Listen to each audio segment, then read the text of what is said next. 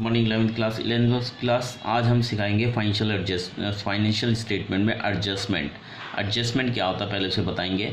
Adjustment ऐसी जितनी भी आइटम्स ट्रायल बैलेंस से बाहर दी होती है, जैसे आपको क्वेश्चन में क्लोजिंग स्टॉक दिया तो क्लोजिंग स्टॉक हमेशा ट्रायल बैलेंस के बाहर होता था और ट्रायल बैलेंस के बाहर होने की वजह से वो दो बार आता था। कहाँ आता था? एक तो ट्रेडिंग अकाउंट के क्रेडिट में आता था सेल के ठीक नीचे, और एक बैलेंस शीट की एसेट साइड में आता था।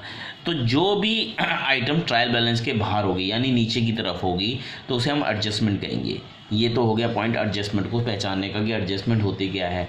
अब एडजस्टमेंट एक्चुअलिटी में होती क्या है, अगर हम देखा जाए कि कोई भी एंट्री जब हम करने से भूल जाते हैं, जैसे हमने कोई एंट्री करने से भूल गए, कोई भी ट्रांजेक्शन हुई थी बिजनेस में हम करने से भूल गए और ट्रायल बैलेंस बन के तैयार हो गया, ट्रायल बैलेंस बन के तैयार कर दिया और एंट्री करना भूल गए, तो हम जब याद आती है तो हम ट्रायल बैलेंस के नीचे लिख देते हैं कि ये चीज़ें छूट गई हैं, ये चीज़ें छूट गई। तो जो चीज़ें एंट्री में छूट गई हैं यानी ट्रायल बैलेंस में छूट गई हैं उसे हम नीचे मेंशन कर देते हैं, उसे एडजस्टमेंट बोला जाता है। इसलिए क्लोजिंग स्टॉक आखिरी में सबसे नीचे इसलिए आता है क्योंकि क्लोजिंग स्टॉक वो माल होता है जो आखिरी में सारी ट्रांजेक्शन करने के बाद, सेल परचेज करने के बाद, पेमेंट करने के बाद जो बचता है माल, उसे क्लोजिंग स्टॉक कहते हैं।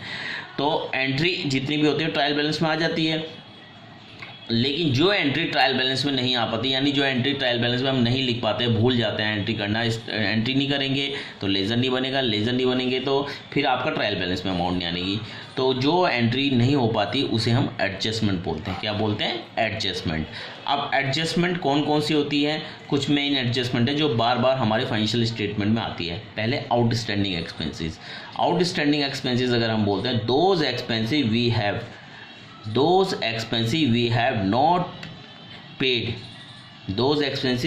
not paid till due date यानी जो खर्चा हम ड्यू डेट तक नहीं पेड कर पाते, जब तक हमें पेड करना, मान लो 31 दिसंबर तक हमें कोई एक्सपेंसेस पेड करनी थी, नहीं पेड कर पाए तो उसे आउटस्टैंडिंग कहते हैं, या जो खर्चा समय पर पेड नहीं कर पाए आउटस्टैंडिंग। तो इसका रूल्स क्या है? इसके रूल हैं ऐड विद रिलेटेड आइटम, यानी जो भी आउटस्टैंडिंग होगी उसके साथ प्लस कर देंगे। मान लो वेजिस हमारा रुका हुआ है, वेजिस रुकी हुई है तो वेजिस के साथ प्लस करें, सैलरी रुकी है सैलरी के बाद कोई भी एक्सपेंसेस रुकी है उसके साथ हम प्लस कर देंगे, जिसमें आपको लिखा होगा ऐड विद रिलेटेड आइटम्स हम कर देंगे। यानी जो भी हमें जैसे आउटस्टैंडिंग वेजिस दिया है तो वेजिस के साथ प्लस, आउटस्टैंडिंग सैलरी दिया सैलरी के साथ प्लस कर देंगे। फिर सेकंड है put into liability side of balance sheet, और फिर इसे बैलेंस शीट की लायबिलिटी साइड में शो करना है, बैलेंस शीट की लायबिलिटी साइड में। एडजस्टमेंट दो जगह आती है, जैसे क्लोजिंग स्टॉक दो जगह आता है, इसलिए जितनी भी मैं एडजस्टमेंट ये बताऊंगा ये हमेशा दो बार आएंगी।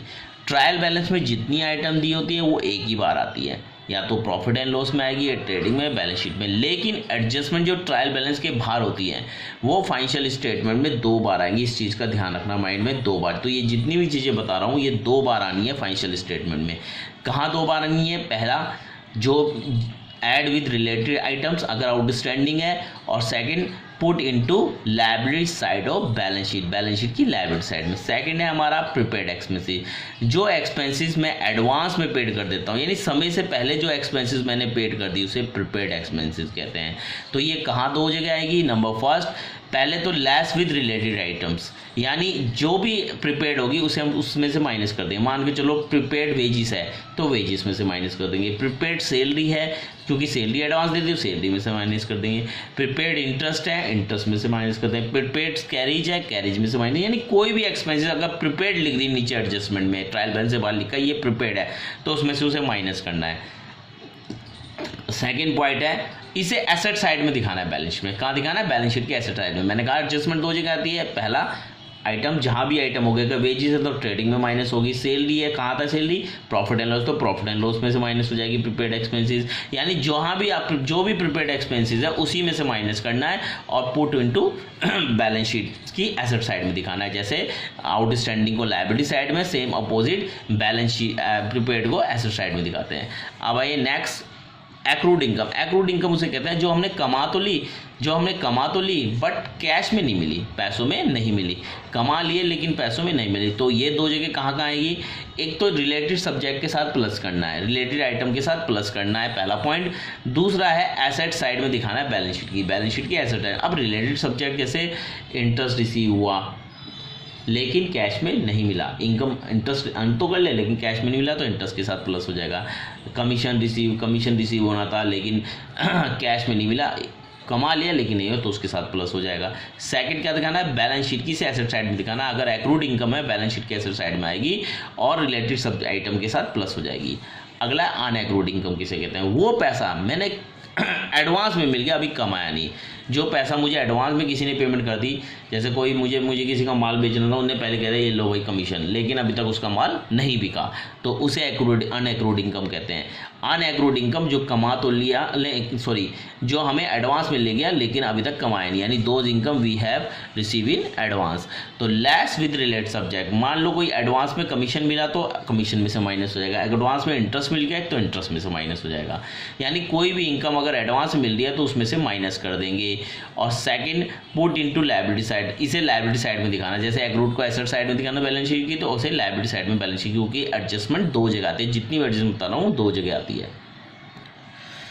नेक्स्ट है depreciation reduce value of asset, asset की वैल्यू में जो कमी आती है, एसेट की वैल्यू में जो कमी आती है आफ्टर यूज करने के बाद उसे हम डेप्रिसिएशन कहते हैं। मैंने बताया था एसेट की वैल्यू में होने वाली कमी को डेप्रिसिएशन। अगर ये एडजस्टमेंट है, एडजस्टमेंट मतलब ट्रायल बैलेंस के बाहर है तो ये दो जगह आना है, ट्रायल बैलेंस के अंदर है तो ये, लेकिन ट्रायल बैलेंस के बाहर है तो दो जगह आना, ध्यान रखिए। पहला put into debit side of profit and loss, profit and loss की डेबिट साइड पे दिखाना है, प्रॉफिट एंड लॉस की डेबिट साइड पे दिखाना है। सेकंड लेस विद रिलेटेड एसेट्स, यानी अगर मशीन पे डैप है तो मशीन में से माइनस, फर्नीचर पे डैप है तो फर्नीचर में, यानी जिस पे एसेट पर रिलेटेड एसेट जिस पे डैप है उसमें से उसे माइनस कर देना है।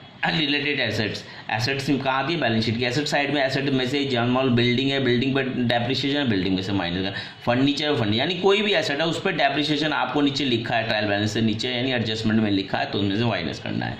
एडजस्टमेंट दो जगह आती है, वो बता दिया, ये लिख रखा है डेबिट साइड में बैलेंस प्रॉफिट एंड लॉस की डेप्रिसिएशन और एसेट में से माइनस। ड्राइंग पर्सनल यूज़ के लिए कोई भी पैसा निकालते हैं उसे ड्राइंग बोलते हैं, तो इसे क्रेडिट साइड में दिखाते हैं प्रॉफिट एंड लॉस के, प्रॉफिट एंड लॉस की क्रेडिट साइड में दिखाएंगे। दूसरा ट्रीटमेंट ये दूसरी बार कहाँ आएगा, इसे कैपिटल में से माइनस करना है, कहाँ से माइनस करना है, कैपिटल में से माइनस करना है। अगर ये एडजस्टमेंट में, ध्यान रखें, अगर ट्रायल बैलेंस है तो एक ही बार है, कोई भी चीज़ मैंने एडजस्टमेंट में बताई अगर वो ट्रायल बैलेंस में है तो वो ट्रायल एक ही बार आएगी, लेकिन ये ट्रायल बैलेंस से अगर ये बाहर होगी तो ये दो बार आनी है, ध्यान रखिए। इंटरेस्ट ऑन कैपिटल और दो ट्रायल बैलेंस से अगर बाहर होगी तभी एडजस्टमेंट कहलाएगी।